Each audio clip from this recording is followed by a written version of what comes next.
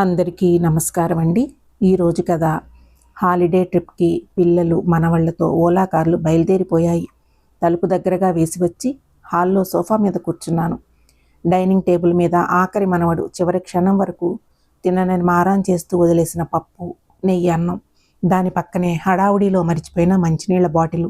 ఇల్లంతా నిశ్శబ్దం, కరెంటు పోయినట్లుగా.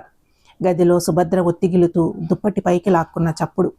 ఎంగిలి కంచం సింకులో వేసి బెడ్రూమ్లోకి తొంగి చూశాను. ఎట్లా ఉంది? తగ్గుతున్నది జ్వరం.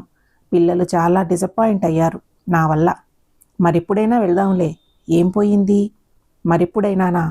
ఎన్నేళ్ల నుంచి అనుకుంటున్నాము తాజ్మహల్ చూద్దామని. అందరికీ కుదిరి, వాతావరణం బాగుండి, సెలవులు దొరికి, పరీక్షలు లేకుండా ఇదిగో ఇన్నాళ్ళకి వీలైతే ఈ వైరల్ ఫీవర్ మొత్తాన్ని దెబ్బతీసింది. నిస్పృహగా నవ్వింది సుభద్ర. చెయ్యి పట్టుకుని నిమిరాను. పలుచని ముఖం, జ్వరంలోనూ తగ్గని ఆ ముఖంలోనే నిర్మలత. కాకుంటే ఒత్తుగా ఉండే జుట్టొకటే ఈ మధ్య పలచబడింది. కాసేపటికి కునుకులోకి జారింది. బయటికి వచ్చి సోఫాలో కూర్చుని క్రాస్వర్డ్ చేయడం మొదలుపెట్టాను. 20 నిమిషాలు పట్టింది. అలవాటైతే తేలికైన ప్రక్రియే. సాయంత్రం 4 గంటలు కావస్తోంది. ఫ్రిడ్జ్ నుంచి పాలు తీసి బయట పెట్టాక టీ డబ్బా కోసం వెతుకుతుంటే అకస్మాత్తుగా లాసా లాంసా చాక్లెట్ టీ గుర్తుకొచ్చింది. ఈ రోజుల్లో ఎవరైనా తాగుతున్నారా? అనుమానం వచ్చింది. ఫోన్ చేశాను. త్రివేణి సూపర్ మార్కెట్లో ఆశ్చర్యకరంగా స్టాక్ ఉంది. 10 నిమిషాల్లో పిల్లవాడితో పంపాడు. కొంచెం పాలతో, తక్కువ పంచదారతో లైట్గా పెట్టిన టీ మరుగుతుంటే వాసన కాస్త బలంగానే తగులుతోంది. 2 మగ్గుల్లో పోసి బెడ్రూమ్కి తీసుకువెళ్ళాను. నన్ను చూస్తూనే లేచి కూర్చుంది సుభద్ర. మొదటి సిప్కే ముఖం విప్పారింది. ఇదెక్కడిది? ఆశ్చర్యంగా అడిగింది. తెప్పించాను ఇప్పుడే. టీ కప్పును చేతితో తిప్పుతూ చూస్తుండిపోయింది తాగడం మానేసి. చల్లారిపోతుంది, తాగు. ఈ రుచి వాసన నీకు ఏం గుర్తుకు తెస్తున్నాయి? ముంబైలోని మాతుంగా కింగ్స్ సర్కిల్, అక్కడి పూలమాలలు, పక్కనే శృంగేరి మఠం, గిరి బుక్ స్టోర్, ఇంకా బొంబాయి బ్లాస్ట్స్, మోకాళ్ళు లోతు నీటిలో పెద్దవాడి బస్ కోసం మెయిన్ రోడ్డు వరకు చుడీదార్ ఎగగట్టి నడిచిపోవడం. జ్ఞాపకాలను ఒక్కొక్కటిగా జాగ్రత్తగా నెమరు వేస్తూ అవి అయిపోతాయేమో అన్న భయంతో కొంచెం కొంచెంగా టీ తాగాం. ఎన్నేళ్ళయ్యింది చాక్లెట్ టీ తాగి? 1982లో ఆఖరిసారి తాగాము. బాంబే నుంచి స్విట్జర్లాండ్, వెనక్కి చెన్నై, కొన్ని రోజులు అమెరికా, మళ్ళీ చెన్నై. ఎక్కడా దొరకలేదు మనకి అందామే. మనం ప్రయత్నించలేదుగా. అంటే అత్తగారికి ఇష్టం లేదు. 2 రకాల టీలు పెట్టే ఓపిక నాకు లేదు. మామయ్య అత్తయ్య పోయాక ఎప్పుడూ రుచి చూడని పిల్లలకు ఈ రుచి నచ్చలేదు. హోటల్స్లో దొరకదు. నేను ముక్తాయింపుగా అన్నాను. మరుసటి రోజు ఉదయం ఢిల్లీ నుంచి ఫోన్ చేశారు పిల్లలు. అమ్మ ఎట్లా ఉంది? వంట ఏం చేసుకున్నారు? వగైరా వగైరా. అమ్మ జ్వరం తగ్గంది అనగానే వాళ్ళకి కాస్త రిలీఫ్.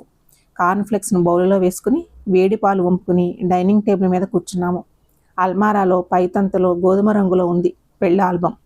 దుమ్ము తీసి డైనింగ్ టేబుల్ మీద పెట్టాను. దాదాపు 40 ఏళ్ల క్రితం ఆల్బమ్ అది. పసిపిల్లలుగా ఉన్నవాళ్ళు పెద్దవాళ్ళైనారు. చిన్న గొలుసు, 2 పిలకలతో అక్కయ్య ఎత్తుకొని ఉన్న రమ్య ఇవాళ అమెరికాలో సెటిల్ అయ్యింది. కళకళలాడుతున్న ముఖాలతో అత్తయ్యలు, మామయ్యలు, బాబాయిలు, పిన్నులు, కండబాతో తాతయ్య, అమ్మమ్మ. ఫ్యామిలీ ఫోటోలో దాదాపు 65 మంది ఉన్నాము. మనిషిని లెక్క పెడితే ప్రస్తుతం అందులో 45 మంది ప్రపంచంలోనే లేరు. 10 మంది ఇండియాలో లేరు. పెళ్లిలో మామయ్య పాడిన పాట జ్ఞాపకముందా? భక్ష్యాలతో పాలమీగడ లేదని మీ అత్తకు కోపం వచ్చింది. సుభద్ర జ్ఞాపకం చేసింది. ఆల్బమ్స్ వెనక్కి పెట్టేయబోతుంటే సుభద్ర టీపాయ్ మీద ఉంచమన్నది. మధ్యాహ్నం తీరికగా చూసుకోవడానికి ఇద్దరము కలిసి. రోజుకు 2 సార్లు పిల్లల ఫోనులు కొనసాగుతూనే ఉన్నాయి యథాలాపంగా. ట్యాక్సీ ప్రయాణం, హోటల్స్లో తందూరీ రోటి రుచి, ఆగ్రా దారిలో దాబాలు, పుల్కాలు, మజా, కూల్ డ్రింకు బాగా ఎంజాయ్ చేస్తున్నారు. మరుసటి రోజు స్నానం చేసి స్లీవ్లెస్ నైటీలో బయటికి వచ్చింది సుభద్ర. చేతిలో కాగితాల కట్ట. ఎన్నేళ్ళయింది నువ్వు ఈ పింక్ స్లీవ్లెస్ వేసుకుని? ఆశ్చర్యంగా అడిగాను. ఏమో, అల్మారా తెరిస్తే వేసుకోవాలనిపించింది.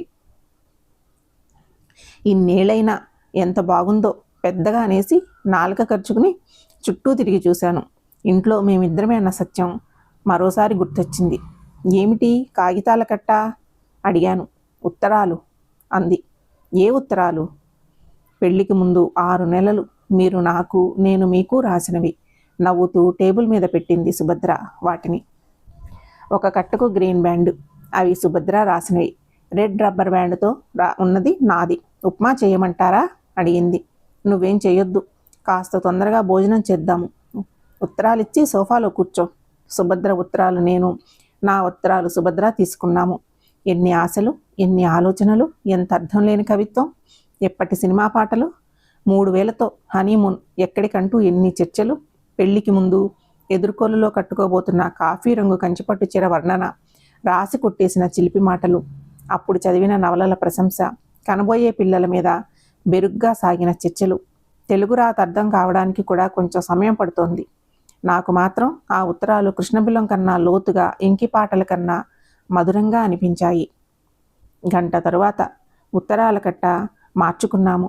ఉత్తరాలు చదువుతూ 60 ఏళ్లు దగ్గర పడుతున్న సుభద్రలో అప్పుడప్పుడు అణిచిపెట్టుకున్న నవ్వు, ముంచెత్తుతున్న సిగ్గు చూస్తుంటే ఒక్కసారి గుండె పొరల్లో ఏదో కదిలింది. శిథిలమైన దేవాలయం తలుపులు తీస్తే చెక్కు చెదరని అమ్మవారి విగ్రహం కనబడినట్లు అనిపించింది నాకు. పుస్తకాలు చదవడం మొదలుపెట్టాం. ఒకరోజు మిడ్ నైట్స్ చిల్డ్రన్ కొంత భాగం నేను చదివాను, సుభద్ర విన్నది. మరుసటి రోజు వెన్నెల్లో ఆడపిల్ల, ఎండవూరి రచన సుభద్ర చదివింది. చిక్కడపల్లి వెంకటేశ్వర స్వామి దగ్గర సుధా హోటల్లో మసాలా దోశ. 3వ రోజు ఎన్నేళ్లుగానో పోలేకపోతున్న శర్మ ఇంటికి సాయంత్రం ఓ గంట సేపు టీకి. ఎప్పుడో టీటీడీ నుంచి తెప్పించిన పోతన భాగవతం తీసి చదవడం ప్రారంభించాం ఇద్దరము.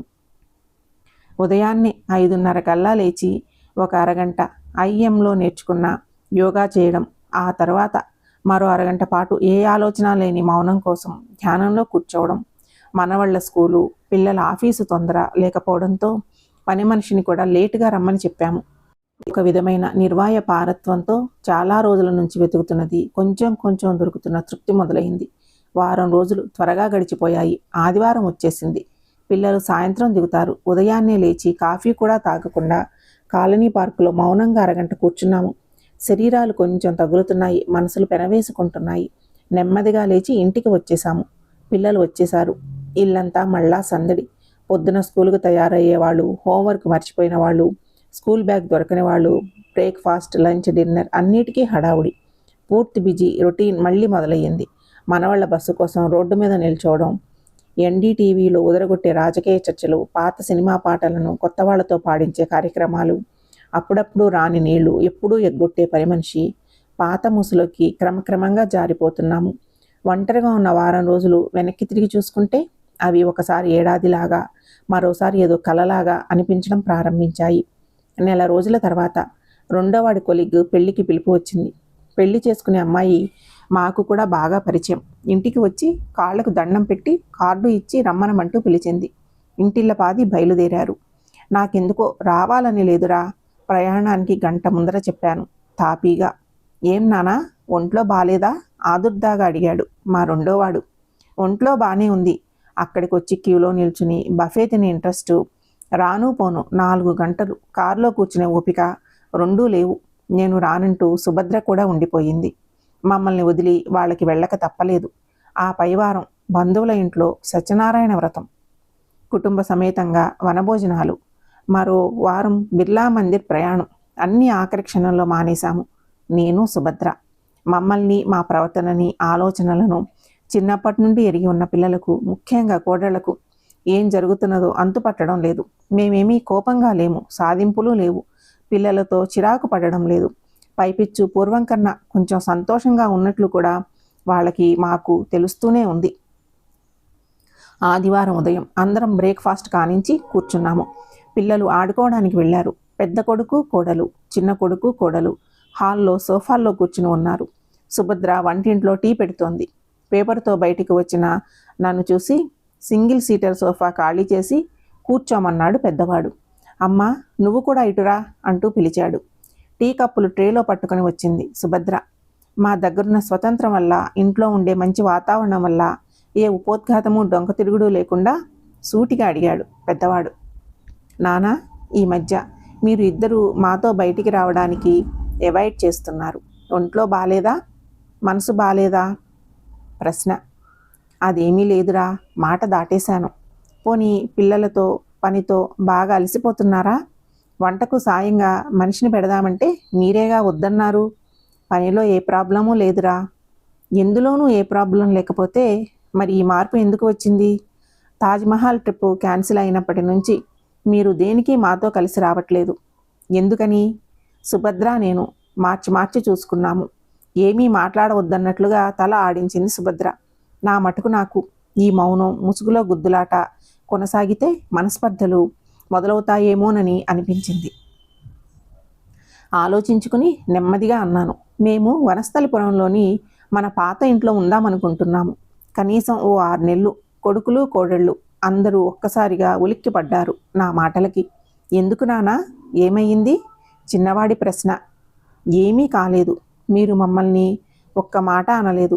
పిల్లలు కూడా ఏమీ నోరు జారలేదు, మమ్మల్ని ఇబ్బంది పెట్టలేదు. మాకు ఇబ్బంది లేదు మీతో ఉండడం. అంతా ఎంతో ప్రేమగా ఉంటున్నారు మాతో. మరి? అటువైపు నుంచి మళ్ళీ ప్రశ్న.